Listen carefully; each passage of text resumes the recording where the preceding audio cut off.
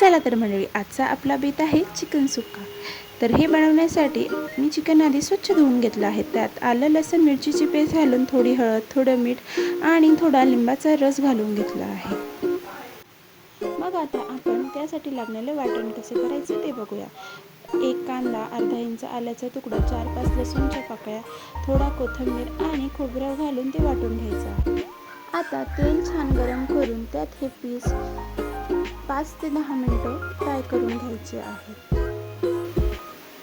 हे पीस छान फ्राय झाल्यावर असे दिसतात। आता आपण भाजीसाठी तेल गरम करून घ्यायचे आहे। त्यात हा वाटलेला मसाला छान परतून घ्यायचा आहे।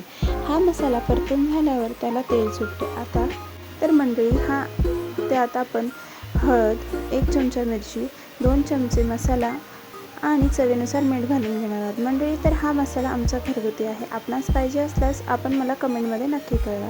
आता आपण याला तेल सुटल्यावर यात पीस छानपैकी परतून घेणार आहोत।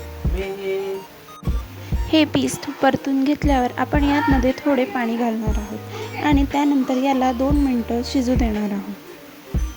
त्यानंतर यात कोथिंबीर वगैरे घालून आपण याला छान सर्व करायचे।